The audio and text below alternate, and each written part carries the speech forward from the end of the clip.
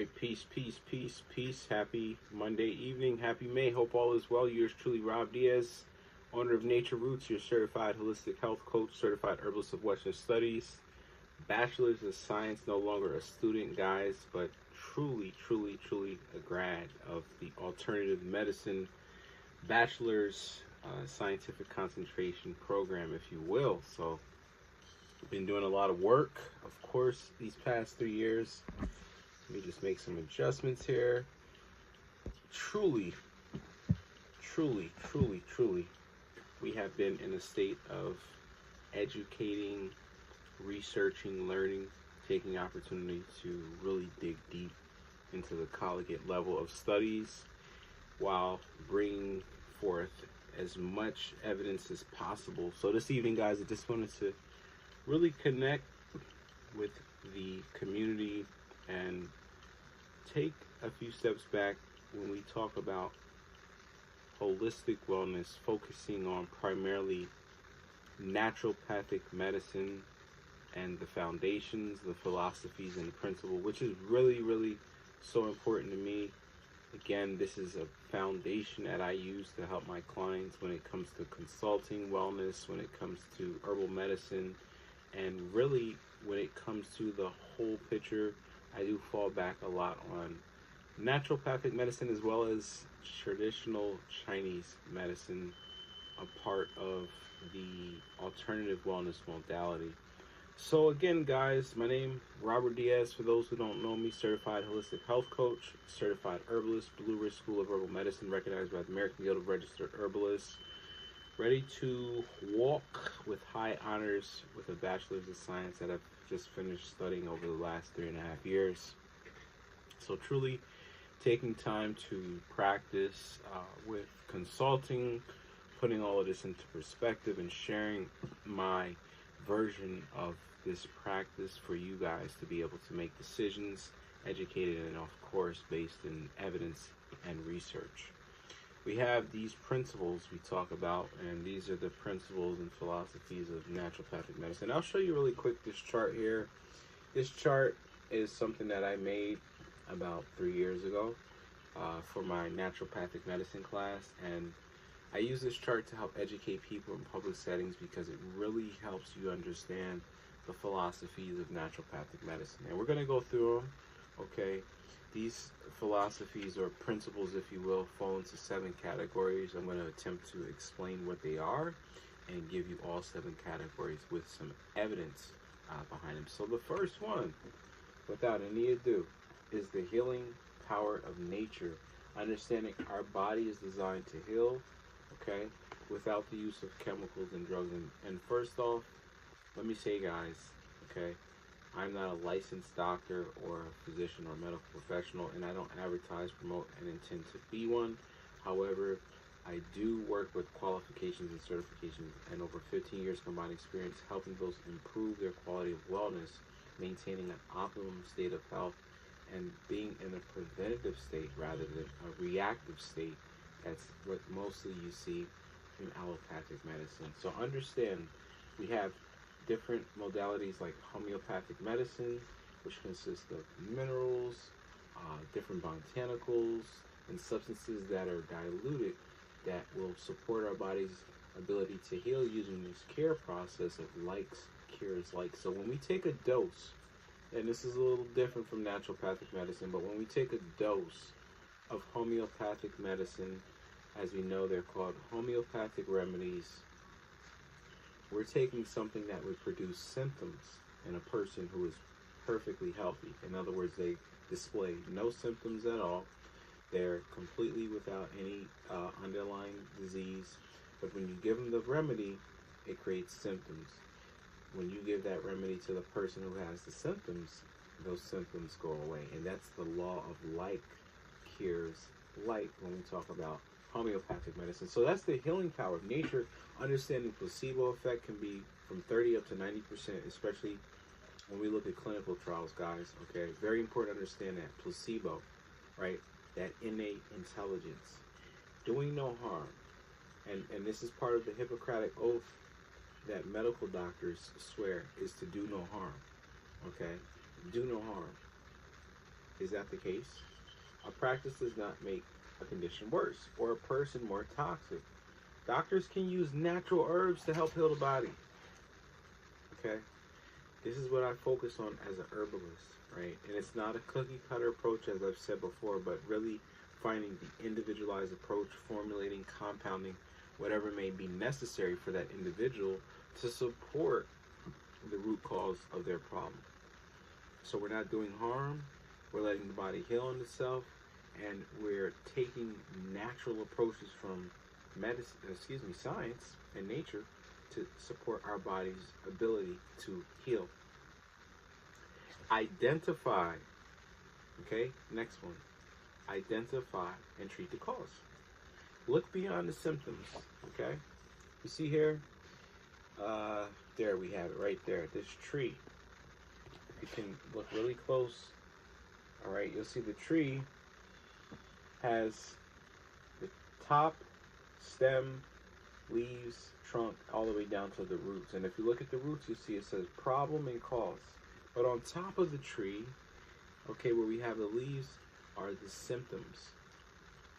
Okay, so a lot of medicine in allopathic community, traditional medicine, is treating those symptoms rather than digging deep down into the roots, looking at the root cause. And that's what we focus on in alternative medicine, especially as an herbalist. In naturopathic medicine, those are the philosophies as well. As you can see, I'm sharing with you. That provincial, okay, is important. That principle is identify and treat the cause. Now, you have to be licensed to give diagnostic, but when you can do this, you can really support a person's ability to heal, or if it's that individual themselves. Doctor as teacher, so important. Doctor as teacher, okay, guys? Teaching the patient how to be responsible for one's health.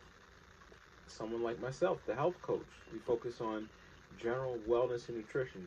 A doctor can suggest lifestyle changes, okay? They can suggest counseling.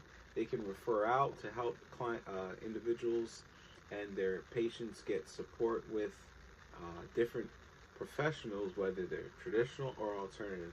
But there are resources, and a doctor needs to be able to put themselves in a position to educate and share resources so that that individual understands what is going on with themselves. They can understand a little bit about, what may be in the case history or their labs. It's very important to understand that. Treat the person as a whole. This is another one, guys. This principle right here. Treat the person as a whole. So important. So important to understand that seeking to evaluate and treat the physical body, mind, and spirit. Okay? Treat the physical body, mind, and spirit. Physical therapy can be combined with spiritual therapy, like meditation. So we're not just using one approach. Okay? We're taking different approaches and applying them to treat the entire body, focusing on the physical aspects of the entire body, the mental space of the entire body, and the spiritual wellness of the entire body. And that's essentially how the holistic approach works to healing, done in a way that benefits that individual person and not a cookie cutter approach. Okay? Very, very important to have that understanding, because if we can understand that, we can begin to understand how everyone gets results. The process of results is going to vary uniquely by individual ability to heal. And we have to understand that this medicine is based on our capacity to heal. It's based on our capacity to be in a state to alleviate some of the disharmonies, whether it's metabolic, whether it's endocrine, whether it's full immune. We have to have ourselves in a state that enables this healing process and prevents degradation of disease or activation of different genes which may succumb to sickness and illness, specifically cancers. Okay? Alright, so we mentioned healing, power of nature, right? The human body, like I said, is designed to heal itself. We have to facilitate that space. Number one, do no harm. Don't make a condition worse. And again, like I said, medical doctors actually swear this oath when they become a doctor, not to hurt a person, not to harm a person. That same principle holds true in naturopathic medicine. Prevention as cure. being in a state of preventative health rather than, like I said, reactive health. We don't want to wait until something is manifested full blown and now we're trying to react and how to treat that rather than maintaining a preventative state of wellness. Identifying and treating the cause. Remember the tree, guys. Okay, we have the branches, the leaves up top, the symptoms, and deep down underground, we have the root system, or as I like to say, the root cause. And when we can identify the root cause, okay, very important to understand, when we can figure out what the root cause of our symptoms are, we begin to then take the progress and steps necessary to create some type of healing plan. Very important to understand that as well. Additionally, we said our doctor is our teacher. Doctor as teacher is the doctor putting themselves in a position to educate, to coach, to be responsible to refer out where they may not be specializing and get the support that that individual client or patient may need. Educating is so important when it comes to the self-care and wellness of the human body. Okay? And then we also have this philosophy, treat the person as a whole. This philosophy, treat the person as a whole, is so important. Because remember, modern medicine, allopathic medicine, is looking at symptoms, symptomology. Oh, symptoms of mental health disorder, we're going to prescribe some psychotropic drugs. We're still not looking at the physical. We're still not looking at the spiritual in that type of treatment plan. So treat the person as a whole, understanding the connection between the physical, the mental, and the emotional. And then how do we treat that when we are able to understand the correlation or exacerbation by some of the diseases, or even if they are the cause, etiology of other diseases. All right, so hopefully that makes sense. We talked about the healing power of nature, treating the person as a whole, doing no harm, prevention as cure, doctor as teacher, right? Very important to understand those philosophical principles of naturopathic medicine. Now, I'm going to give them to you guys in Latin. Principle 1, vis medicatrix nature, with the healing force of nature. Okay? What does that mean? Again, physicians believe the body has the considerable power to heal itself. Considerable power to heal itself. It is the role of the physician to facilitate and enhance this process with the aid of natural, non-toxic therapies. Total cause.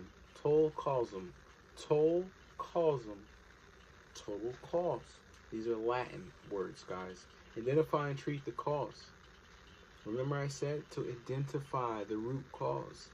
Why are the leaves turning yellow instead of spraying the leaves green? Let's treat the root system properly so it can turn over the necessary chemicals to keep the leaf structure component green. First, do no harm. Primum non noctere. Do no harm. We should not be hurting the individual with our reference to the different recommendations, suggestions, or protocol in some cases that they may be taking or using. Okay? Do no harm first. Very important. Treat the whole person. Holism. That's where holistic health and wellness comes from. Physical, mind, body, and spirit. Principle 5, physician as a teacher, aka doctor as a teacher. Very important to understand this.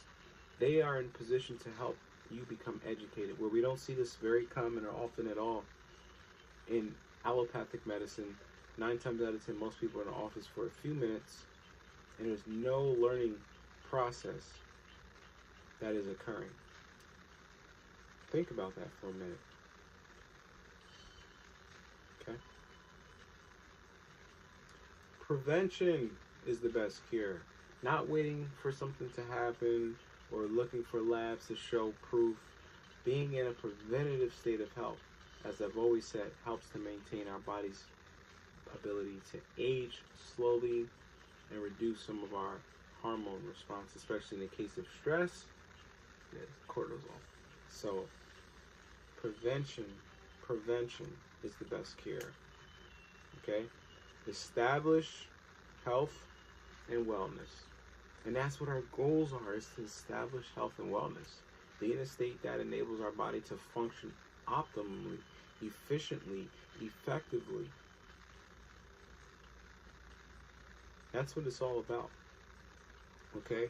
Here I have in the Naturopathic Medicine Bible, establishing and maintaining optimal health and promoting wellness are the primary goals of the naturopathic physician. Okay? Primary goals: establish, maintain. So there's two-step processes that have to occur. First, establishment, clearing the space, opening up, cleansing, detoxification, affirming, and then two, maintaining. Routine care, repetition, willpower, determination.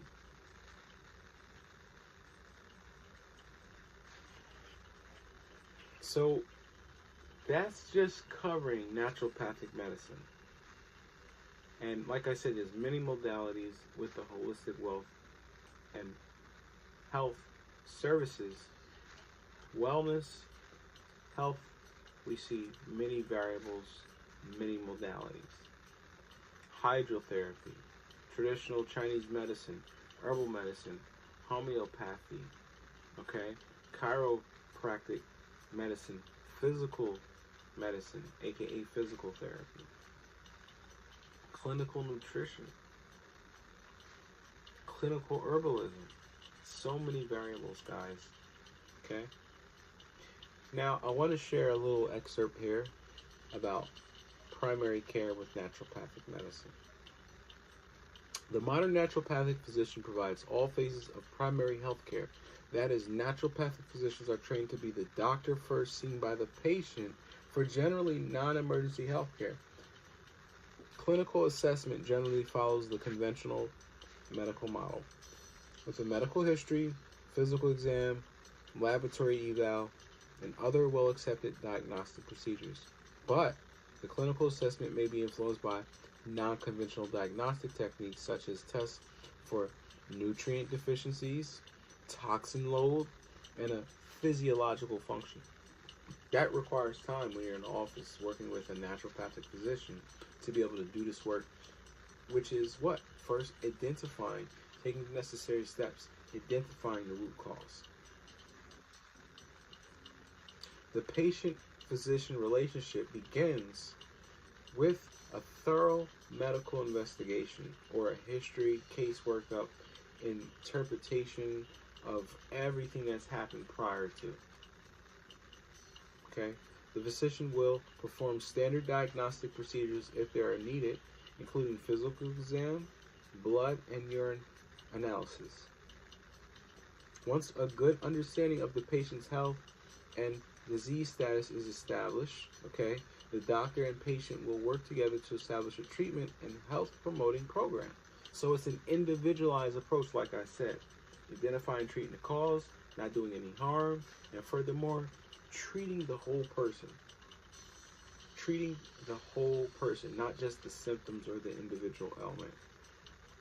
Many naturopathic physicians function as a primary health care provider. The only issue, okay, that most people have is they probably don't have access to naturopathic physicians because naturopathic medicine is a licensed practice and naturopaths go through a medical program just like MDs, so they're NDs. They do a residency, labs, clinicals, med school, the whole 9 yards. However, they function as a primary healthcare provider because of the schooling, the education, and all the additional training that they receive, which most medical doctors don't, especially a very big one when we talk about nutrition. Very, very important to understand that. Okay? Very important to understand that. So many variables, naturopathic medicine, primary care has a very, very, very, very important role when we talk about health, when we talk about wellness, when we talk about alternative medicine, when we talk about holistic. Okay? Patients are encouraged to receive regular yearly checkups, including a full physical. Now, for myself, I will say that I do labs twice a year. I don't have a naturopathic physician that I'm under, but because I live in Florida and I do have some connections with some of my professors that are naturopaths, I get a review done. Okay, and we review the labs and we do some analysis, and that's really the goal. And when we talk about allopathic medicine and labs and case history, that's what your doctor is doing. Your doctor is building a case history and looking for trends, and this is something they should be sharing with you so you can help be in a position to understand where you may be going a little north or south or out of the range of the charts that indicate optimal wellness. But they're just using one model, okay? And that model in this case is lab testing, all right? So we talked about naturopathic medicine principles, guys. Very important to understand that. Just going to show you again. This is the chart that I came with when I was a student in naturopathic medicine class, helping people to understand those principles. Again, healing power of nature, do no harm, doctor is teacher, treating the person as a whole, Vix Medicate Nature, which is the force of healing from nature. And I focus on this so much because it speaks in the language of herbal medicine. So remember that. I do have some notes here that I'm going to share regarding that. And we understand some terminology and understand the history of naturopathic medicine. So we go back to early 1900s. There was a period in time where we had many various practitioners, as we say alternative medicine, but these were primary healthcare providers. It wasn't until we had this whole AMA formation, FDA, Rockefeller, aka the Holy Trinity of medicine, that destroyed our ability, especially here in the United States, to seek out alternative health and wellness, especially those that were naturopath physicians. At that time, you had these people, chiropractors, naturopaths, homeopaths, herbalists, considered to be quacks, people who were doing harm. And that's ultimately what happened in some cases when we look at the history and the story of the changes. So we go from the early 1920s, 30s, 40s, 50s, decline, down into the gutter with resources around alternative medicine and holistic health wellness providers. Then we hit our 60s movement, we hit our 70s movement. We go through progression, we go through some changes, obviously, because of what's going on with the war. And then we hit the 80s and we start to see a modification around promotion of health and wellness, right? So that goes with exercise routines and doing things like these controlled movements. People look at those now, they call these things aerobics, right? Aerobic exercise programs, which was a big hit in the 80s that started opening up people to understanding health and wellness. Naturopathic medicine has a lot of foundations in our Greek history and culture. A lot of people don't realize that. Even when we look at the differences of homeopathic, allopathic, naturopathic, we understand nature, suffering, differences. And it's very, very, very important to understand that, okay? We have so many variables to take into consideration. When we do this, we can really utilize the medicine to our advantage. So just recapping, some of the modalities we have are going to be hands-on physical touch. That could be things like Reiki, of course, naturopathic medicine, homeopathic medicine, chiropractic medicine, clinical herbal medicine, nutritional medicine, physical medicine, traditional Chinese medicine, Ayurvedic medicine, hydrotherapy, massage therapy. There's so many variables that we get to plug in to support the wellness process of healing. And that's how it really works when we talk about getting results that are achievable, that a client or a patient can actually go back and be accountable and not just say, I feel better and the symptoms are gone, but actually see the change on paper, feel their changes within the spirit, and know that they've got the healing process that has been induced. Again, this is what it's all about, inducing the healing process, and not so much the focus on the cure. Vitalism.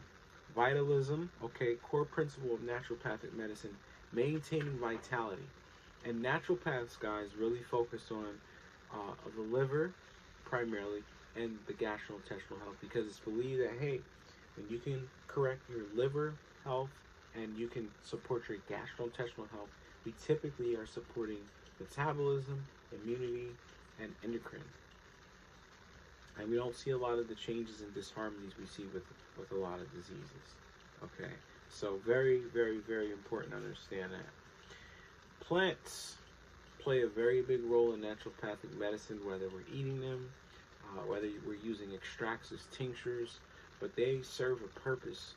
And so many people promote plants and alternative botanicals, but they're not really pushing the evidence behind it. They're not really sharing where those plants get their proof, if you will. And the plants don't have to prove anything, but we see this in evidence of clinical trials.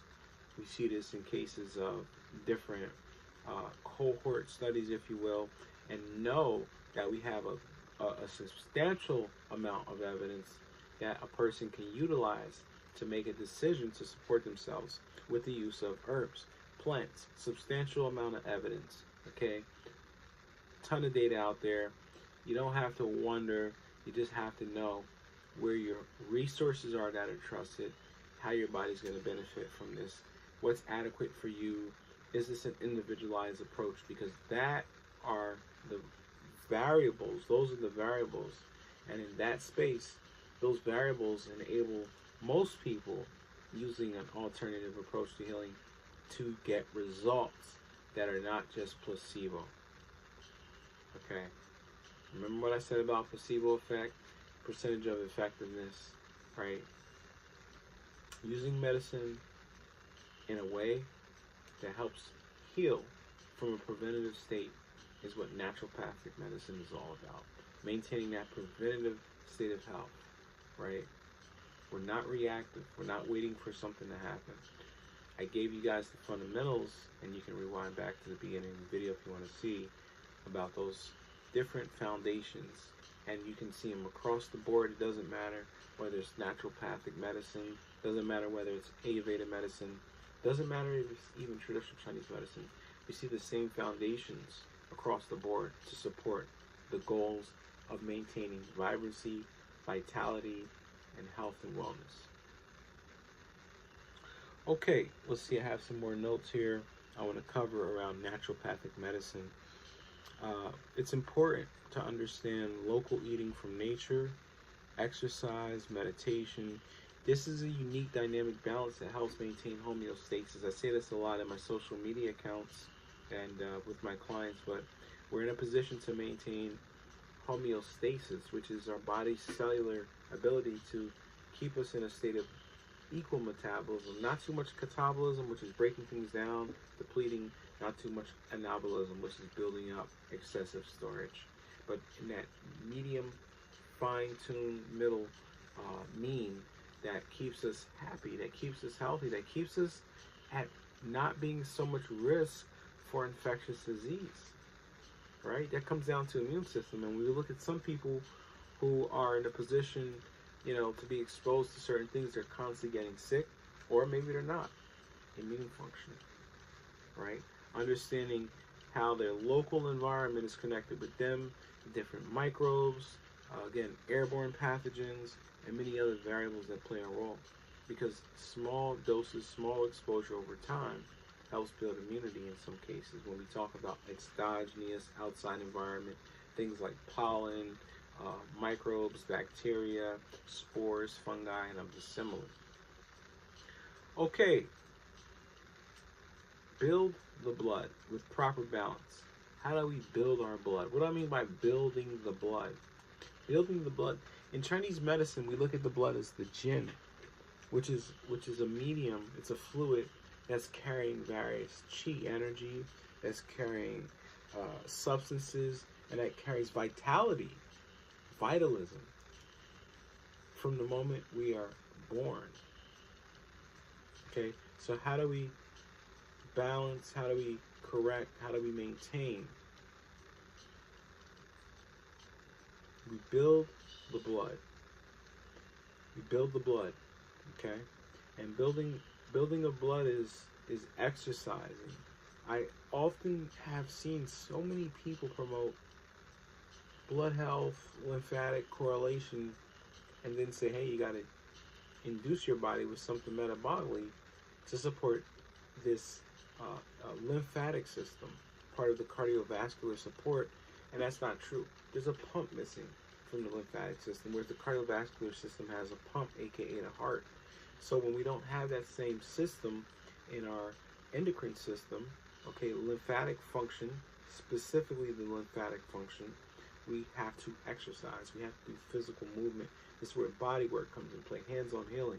So many variables there, right, can contribute to supporting that process of building the blood with proper exercise and movement, which is all focused around circulation. All right, so there is a question. Hey, how you doing, Sammy? Hope all is well. Concern for liver health and hair loss. So, really great question. Is there a correlation between the two? I can say there are studies out there, but it could be just mostly anecdotal. One thing we have to understand is the role of the liver is very, very immense. Our liver plays a very important function in many different metabolic processes, many different processes of regeneration for cells, especially stem cells, hepatic cells, which are the liver cells itself, and it does send out signals, okay, that it releases through peptides for other functions. Now, when we have disharmonies like overfunction of certain glands or organs, or underfunction, meaning they're not doing their function, we can see symptoms, right? We can see symptoms in other body systems. So let's look at an example. In your case, you mentioned, the symptom is hair loss. Well, why? The question is why. We need to find the etiology or the cause of the hair loss, identifying the root cause.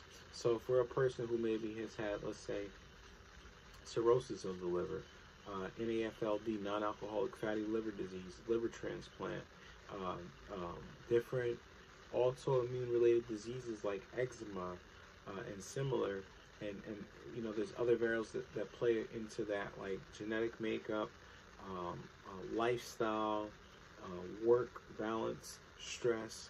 Yes, we can say there can be some possible causes related to liver support, or liver function and hair loss. Now, understand the hair is an extension of the skin and also the nervous system, believe it or not. And there's many variables that can contribute to hair loss. There's many factors that have to be taken into consideration, like sex, age, genetic makeup, and chronic diseases that may be underlying in the body as well. But yeah, we can see sometimes correlations of concerns with our liver, right, and loss of the hair. And it's important to understand that we should always be supporting our liver with nutrients. That's something that I do daily. That's something that I teach members of my family, my clients, and those around me to always, guys, if you're even thinking yourself is in optimum health and you feel that, hey, look, you know what? I don't need to do anything. I don't need to take anything. Well, guess what? You might want to focus on supporting your liver. If you don't do anything else, focus on how you can support your liver with cruciferous, leafy green, fresh produce, okay, rich fatty acid foods that we have sources of omega-3 and omega-6, okay, sometimes found in animal proteins like different cold water fish, salmon, mackerel, tuna, and of similar. We also want to look at antioxidant support, right? We want to look at how we're maintaining our cholesterol levels. Many, many variables come into play there. So hopefully that gives some insight. Hopefully that answers your question, Sammy. But really, again, we always want to focus on, how we can support our liver. And I remember talking about this in school. I remember uh, the professor, which was a naturopath, making a very big point about this. Very big point. So understand how diseases, understand uh, how imbalances in organ systems can manifest as symptoms. You know, in the beginning, when I first got on here, we talked about those naturopathic principles, right? Identify and treat the cause. So same thing here, right? We have the tree, we have the roots, the symptoms on top, and the cause on the bottom. In this case, you know, we're looking at identifying and treating the cause. So very good there. Hopefully that makes sense. You're very welcome. Very welcome. Okay, so I'm going to give you naturopathic order, and this order is a process that we look at when we talk about healing. And the first thing is to do for a person to be in a state of healing is to establish a state of wellness. Establish a foundation for all. Okay, so we have to be able to be in a position to understand what our goals are, where we currently are, what are we doing to create this wellness foundation and be able to have a good start in the healing journey, right? And that may be removing certain toxic people out of our life or certain habits, which is not always going to be easy. But identifying and understanding first is more important, okay? Stimulate self-healing. Stimulate self-healing. Guess what? One of the best modalities out there that stimulates self-healing. And a lot of people don't know about it, or they're afraid because they see needles, and I'm just giving you a hint. Stimulate self-healing. This practice is an alternative practice we see that comes from the Eastern Orient, traditional Chinese medicine, okay? Something that became really popular. It is a licensed practice in some states here, and I would say the last, 4 decades, 5 decades. It was already here prior to that, but became really, really popular as an alternative. That is acupuncture. Stimulate self-healing. And that's what acupuncture does, because it helps to regulate and control and influence those energetic channels where we have that chi flow, that energy flow through the different rivers, valleys, and seas of the human body. We call that the cardiovascular and, of course, central nervous. Address physical healing, okay? So we have to take care of wounds. Very important to understand that. We have to be able to address our different surface, superficial layer disharmonies, and understand, and I'm going to get into this here in a minute, how we heal, okay? We heal from the inside out. So as we start to focus on the external physical, we are more in the later stages of healing, okay? So address physical healing. It's very important to do that. And I don't think most people honestly have trouble with that. Natural symptom relief / control. So we get away from prescription drugs and we start to look at more alternative treatment options, like I said, homeopathic remedies, which do no harm, or even concentrated herbal medicines for more aggressive case management. Synthetic symptom relief control, more aggressive, okay? So this is, as we go down the scale, more of a high level, okay? High level intervention. Stimulate lymph movement. I just said that. I just talked about the lymph system and endocrine function and how we become stagnant when we don't have adequate movement because there is no pump for the system. All right? This helps to detoxify and support natural circulation. Again, byproduct backing up our cardiovascular system. All right. Establish a foundation, stimulate self-healing, support and restore weakened systems, address physical healing, okay, natural symptom relief, synthetic symptom relief, okay, and this is more aggressive. So synthetic symptom relief would be our traditional over-the-counter drugs, non-steroidal anti-inflammatory drugs, in case if I didn't make that clear, taking the Tylenol, things like that, right? High level, but understanding, more importantly, we have a process, we have a step process, okay? Stimulate lymph movement, and we continue the process to heal. So those are the therapeutic orders there, okay? Now we also have Maslow's hierarchy of needs that plays in that with the pyramid and understanding our needs versus our wants. But this is truly what holistic health and wellness is all about, guys. Okay? Take this into consideration. Okay? Exercise increases insulin sensitivity alone. When we think about this, we think about diabetes, detoxification, and strength training. And I often have so many clients who I sit down with, and they're coming to me for a chronic disease, maybe endocrine related, but they're missing the fact that now they're being diagnosed. They're missing the fact after they've been diagnosed with something else, diabetes, right? They're missing the fact that there's other variables that are contributing to this that they're not addressing because they're just focusing on one thing. Hey, I need herbs to replace my pharmaceutical drugs for this diabetes. Hey, I need some special botanical to replace this conventional treatment for diabetes. Rather than looking at the whole thing, the holistic approach, like I said before, right? Utilizing the different modalities. Simple exercise with or without herbs can be very beneficial. But in this case, it's the exercise that's the man that comes first to support increasing insulin sensitivity. Okay? Being able to cope with that insulin sensitivity through exercise is so important. And that doesn't cost you money, guys. That's something you do at your willpower. Okay? Nutritional therapy. That's next. And I'm not going to talk about that in this live, but we will in the next one. But understanding the role of nutrients. Okay? That is very important to understand because so many people will kick, scream, and fight that they're not taking anything. It's synthetic. They don't know what they're putting in their body. And this is where I have to come in and help educate people, rework them, take them back to school, walk them back through the basics, and educate them and enlighten them on new aspects based on proof, based on evidence, based on science. Okay?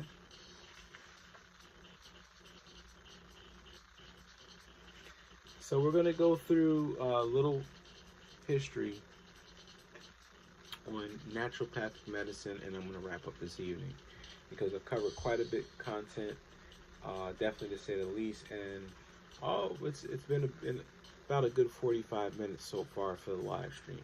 So naturopathic medicine, going back, we look at germ theory.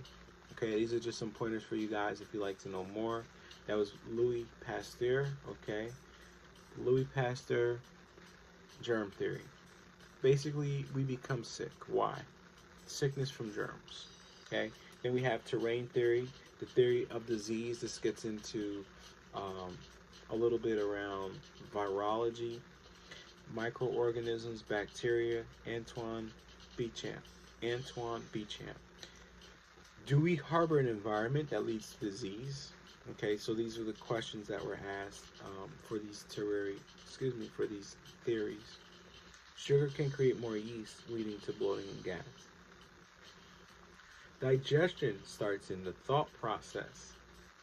Digestion, and I share this one with my clients who come to me on weight loss and eating improvement and cleaning up the diet, because they have to understand where this process starts and what the whole purpose of eating food is for, to replenish and nourish the body.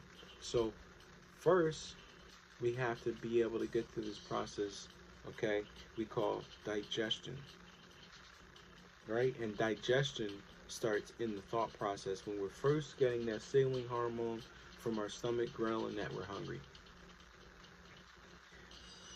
Bile is made in the liver and secreted by the gallbladder. Okay, a lot of people think the liver is making our bile, but it's actually, made in the liver and secreted by the gallbladder. Excuse me.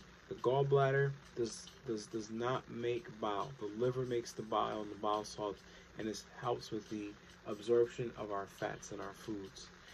Amylase enzymes in the mouth. Okay, so these enzymes, these microbes, which are microscopic, support breaking down food. Okay, support breaking down the nutrients so the body can actually absorb them. We have glutathione, methylation. These are part of the detoxification pathway, antioxidants that support the liver health. Very important, because naturopathic medicine, we focus on liver so much that we think if we can fix this, we can fix a lot of the other problems. or at least associated symptoms that may have exacerbated that in time. All right, so those are some of the pointers around naturopathic medicine. Just a quick recap. Remember, we talked about therapeutic order. We talked about the principles of naturopathic medicine. I'm not going to repeat them, but you can go back and check the earlier parts of the video and watch it as much as necessary. And have this foundation of understanding. Be in a position to know, right, that this is where this stems from when we talk about alternative health and wellness. And we can take bits and pieces and put together to make more sense.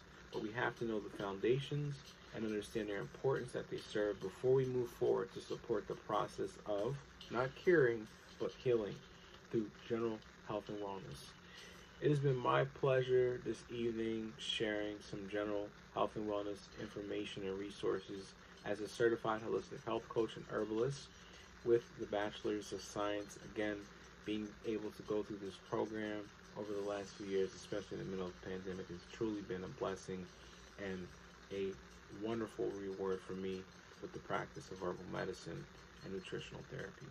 If you guys enjoy the content I shared in this live stream, please check out the rest of my YouTube videos, and furthermore, click the link to check out my website, natureroots.com, where I have more additional resources of information that I share weekly, sometimes if not daily.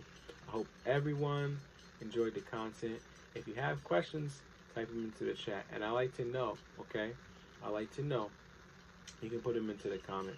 Have you ever used naturopathic medicine? If so, why? All right, guys, we will be coming back later this week. Again, there's other topics I would like to talk about. Let's see about promoting, getting more people in here so we can have a really, really nice interactive live stream on YouTube. It's been my pleasure. I hope everyone has a wonderful, healthy, happy Monday night. Peace. Good evening, guys.